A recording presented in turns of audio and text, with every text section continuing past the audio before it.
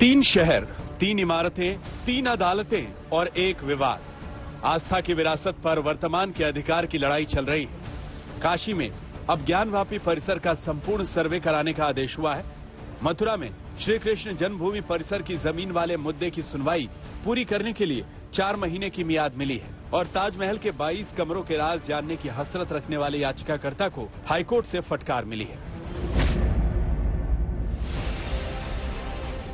तीनों पक्षों की दलीलें, उपलब्ध दस्तावेजों, तथ्यों और बयानों पर 3 दिन की सुनवाई के बाद वाराणसी की अदालत ने आदेश दिया कि कोर्ट कमिश्नर नहीं बदले जाएंगे। देखिए, आदेश ये हुआ है प्लेंटिफ साइड की मेरी एक आर्गुमेंट को न्यायालय ने माना है, सही ठहराया है और उसी के अनुपालन की आदेश आज जारी कर दिए हैं। ताला खोलकर अन्यथा ताला तोड़कर वीडियोग्राफी की जाएगी, तहखाने में जाया जाएगा और ये आदेश स्पष्ट हो चुके हैं।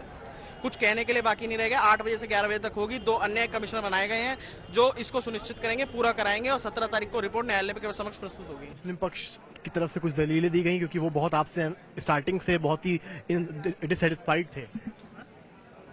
सर, ये उनकी अपनी धारणा होगी। मेरे हिसाब से तो मैं पहले शुरू से भी निष्पक्ष भाव से और सद्भावपूर्वक काम किया हूँ, आगे भी करता रहूंगा।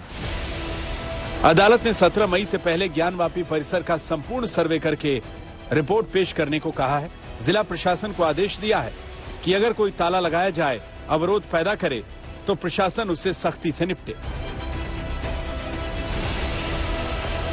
बात होती है, वो सब चाहते थे कि एक बार सारी चीजें सामने आ जाए, सामने पता चल जाए कि दूध का दूध क्या है, पानी का पानी क्या है, ताकि उसके आगे फिर जाकर ये मामला आगे बढ़े। कोशिशें बहुत समय से की गई हैं, कोशिशें 1991 से की गई हैं, लेकिन किसी न किसी कारण वो बात आगे बढ़ नहीं पाती थी। जिन 5 महिलाओं की अर्जी पर वाराणसी की अदालत ने ज्ञानवापी परिसर में सर्वे का आदेश दिया है, वो अदालत के आदेश से संतुष्ट हैं। ये बताइए, आप सभी लोग मौजूद रहीं, आप लोगों ने इस लड़ाई को लड़ा है, क्या अंदर कोर्ट ने कहा? कोर्ट ने ये कहा कमीशन जांच होगी और अगर किसी भी कारणवश नहीं होगा तो ताला तोड़कर जांच होगी। यहाँ तक कि ताला तोड़ने की बात? जिलाधिकारी को आदेश हो गया। जिलाधिकारी को आदेश हुआ। ये बताइए, ये तो शुरुआत लड़ाई आप लोगों ने लड़ी थी श्रृंगार गौरी को लेकर, बहुत बड़ी जीत हुई आज हम लोगों की और इसका अब जांच जो होगी तो भव्य मंदिर बनेगा। माँ शक्ति की जीत हुई, सत्य सामने आएगा। वाराणसी की अदालत में कोर्ट कमिश्नर ने बताया था कि सर्वे के दौरान किस तरह डर का माहौल पैदा करने की कोशिश की गई थी। अदालत ने कोर्ट कमिश्नर की निष्पक्षता पर भरोसा किया और प्रतिवादी की दलीलों को खारिज करते हुए आदेश सुना दिया। अदालत ने आदेश में कहा है कि याचिकाकर्ताओं की मांग के मुताबिक ज्ञानवापी परिसर के हर हिस्से का सर्वे होना चाहिए। अदालत के आदेश की महत्वपूर्ण बातें ये हैं कि ज्ञानवापी परिसर का संपूर्ण सर्वे होगा। कोर्ट कमिश्नर अजय मिश्रा बने रहेंगे। विशाल सिंह, अजय प्रताप सिंह भी कोर्ट कमिश्नर नियुक्त किए गए। सर्वे में अवरोध करने वालों पर दंडात्मक कार्रवाई 17 मई से पहले सर्वे कर रिपोर्ट पेश की जाए। हमने कमीशन की कार्रवाई पर उठाया था कि कमीशन को बदल दिया जाए। उन्होंने कमीशन को ना बदल करके एक कमीशन के बजाय 3 कमिश्नर को नियुक्त कर दिया। और इस आदेश वो भी पता नहीं कहां से उनको मिला, सबके नाम और पते सब कुछ उनको मिल गए। उन्होंने किसके स्पष्ट आदेश नहीं था, वो अब हो गया है? नहीं, स्पष्ट आदेश पहले नहीं था, अब आदेश कर दिया उन्होंने। ठीक है, सख्ती से इसको पालन कराने की भी बात कोर्ट ने कही। प्रशासन को कहा गया सख्ती से पालन करेगी प्रशासन इसका। ज्ञानवापी मामले में याचिकाकर्ताओं ने मांग की है कि श्रृंगार गौरी मंदिर में दैनिक पूजा पाठ का अधिकार वापस दिलाया जाए, क्योंकि 1991 तक मंदिर में दैनिक पूजा होती थी, जबकि मस्जिद कमेटी विरोध कर रही है कि वो दशकों से बंद तहखानों को नहीं देखने देंगे।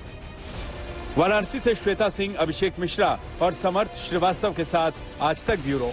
ज्ञानवापी के तहखाने का राज सामने आएगा कि आखिर वहां पर क्या है, राज है नहीं है, या फिर कैमरे से वीडियो के जरिए सामने आएगा, तो क्या तस्वीर साफ होगी। लेकिन शहजाद पूनावाला जी, पिटिशनर्स कोई हैं, फैसला कोर्ट दे रहा है, मुस्लिम पक्ष विरोध कर रहा है, लेकिन बीजेपी पर कहा जाता है कि आपको ये पॉलिटिक्स सूट करती है। अयोध्या में जाकर आपको पूरे मामले को उठाकर अभी शांति नहीं मिली है, चुनाव के मद्देनजर आपको ये पॉलिटिक्स सूट करता है, इसलिए आप सपोर्ट करते हैं। इस पर आपका जवाब?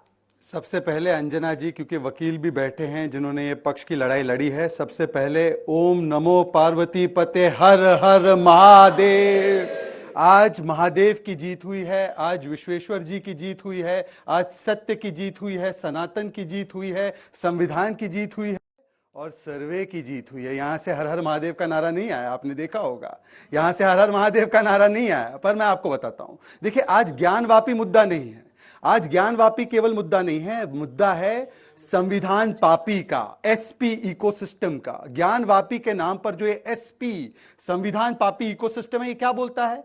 कानून पारित होता है, हम कागज नहीं दिखाएंगे।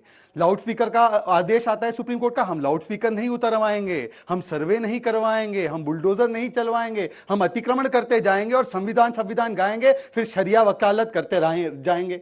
ये इनका आज संविधान पापियों की हार है। और मैं आपको बताना चाहता हूं, देखिए कौन है संविधान पापी नंबर 1। ये संविधान पापी नंबर 1 अखिलेश यादव।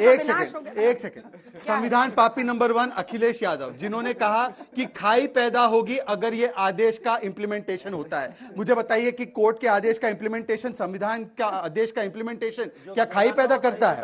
ये देखिए, ये आपके सामने, आप पढ़ लीजिए, आप खुद ही पढ़ लीजिए, आप खुद ही पढ़ लीजिए, पढ़ने लिखने तो आता है समाजवादियों को, पढ़ लीजिए। ये असदुद्दीन ओवैसी संविधान पापी, देखिए अगर ये डिबेट में शाब्दिक पथराव करेंगे तो मुझे भी डिबेट में बुलडोजर चलाना आता है, मुझे भी डिबेट में बुलडोजर चलाना आता है। ये बाबा का बुलडोजर मत निकलवाओ यहाँ पर। एक करके बात मैं आपसे जवाब लूंगी इसके बाद। ये सब इन्हीं को जवाब देना है, हम कहाँ बोल रहे हैं? सत्य की तो जीत हुई है, आज सत्य को ही बोलना है। अब देख लीजिए, ये दूसरा संविधान पापी ओवैसी। ओवैसी क्या बोलता है? खून की नदियां बहेगी। तीसरा पापी कौन? यासीन। यासीन बोलता है मेरी गर्दन पर तलवार रख दिया आपने, गर्दन पर तलवार रख दी। सुप्रीम कोर्ट का फैसला, हाई कोर्ट का फैसला, लोअर कोर्ट का फैसला, गर्दन पर तलवार। ये हमेशा ये कहते हैं। हिजाब का फैसला आया, ये संविधान पापी खड़े हो गए।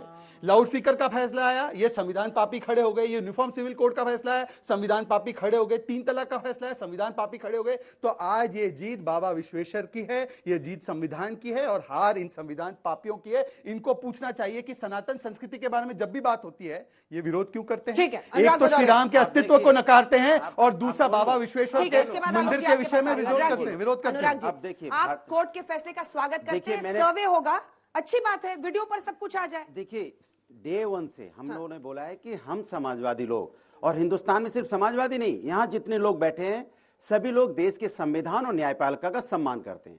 अगर संविधान और न्यायपालिका कोई बात कहती है तो हम सब लोग मानते हैं।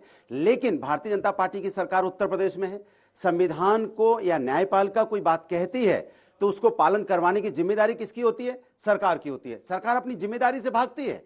क्यों सरकार अपनी जिम्मेदारी से भागना चाहती? भाई आप क्यों नहीं वहां पे, जब न्यायपालिका ने आपको बोला था सर्वे करवाइए तो आप नहीं करवा पाए ना? क्यों नहीं करवा पाए? क्योंकि आप करवाना चाहते नहीं हो। आप चाहते हो कि किसी तरह से इस सब मुद्दे गर्म होते रहे। कई बार ज्ञानवापी पे बात हो जाए, फिर ताजमहल पे चर्चा चलती रहे, कुतुब मीनार पे चर्चा चलती रहे, लाल किले पे चलती रहे, बट इन बच्चों के भविष्य के बारे में कोई चर्चा ना हो जाए। आपके भविष्य बारे में चर्चा हो जाएगी तो इनके पेट में दर्द होने लगेगा। अगर वो इस बात हो जाएगी कि महंगाई बेरोजगारी ज्यादा है तो इनके पेट में दर्द होने लगेगा। महंगाई से इतना डरते हैं कि महंगाई का नाम लेने में इनकी हालत खराब होती है। बेरोजगारी से इतना डरते हैं कि बोल देंगे कि बेरोजगारी ज्यादा हो गई है तो शायद नींद नहीं आएगी इन लोगों को। ये हालत इनकी हो चुकी है। ये हम पूरे हिंदुस्तान को कैसे बांट के रखना चाहते हैं, किसी को संविधान पापी बता देंगे। ये भाषा शैली है, सोचिए। हम भी तो कुछ बोल सकते हैं ना, लेकिन हम नहीं बोलेंगे क्योंकि हम हिंदुस्तान को मानते हैं, हिंदुस्तान की संस्कृति और संस्कार को मानते हैं। इसलिए हर व्यक्ति के अपमानजनक शब्दों का इस्तेमाल करते हैं। और चलिए अंजना जी, लास्ट है। और जो नए नए लोग आते हैं ना, वो ज्यादा हर हर महादेव बोलते हैं। उनको जिंदगी में एक आध बार बोलना है तो वो कैमरा के सामने बोलते हैं। अरे घर में बोलो ना, मंदिर घर में है सब। आप मुझे बताओ कि राम भक्तों पर गोलियां चलाने वाले बोलते कि नहीं बोलते, ये बता दो। राम भक्तों पर गोलियां चलाने वाले और अभिमान महसूस करने वाले ये बोलते कि नहीं बोलते? आप तो जिन्ना जिन्ना बोलते हो। नहीं, आपको हम तो हर हर महादेव बोलते हैं, आप जिन्ना जिन्ना बोलते हो। तो जाके जिन्ना जिन्ना चुनाव में जिन्ना जिन्ना बोलते हैं और हम हर हर महादेव बोलते बोलना है तो आप कैमरे के सामने बोला। अरे घर में बोलो ना हर महादेव। सुनिए, एक बार भी नहीं बोलते। एक सेकंड अंजना जी, लेकिन कैमरा के सामने लाउडस्पीकर पर 5 बार बजे पर मैं हर हर महादेव सड़क पर नहीं बोल सकता हूं। क्यों नहीं बोलेगा? ये इनकी मानसिकता है। ये हनुमान चालीसा का विरोध करते हैं, ये हर हर महादेव का विरोध। हर हर महादेव का नहीं, आप माहौल बनाते हो। आप प्रभु का नहीं, प्रभु हर हर महादेव से माहौल बनता है। हनुमान चालीसा देशद्रोह होता है, नहीं रखते आप हनुमान चालीसा। समाजवादी पार्टी है, समाजवादी पार्टी।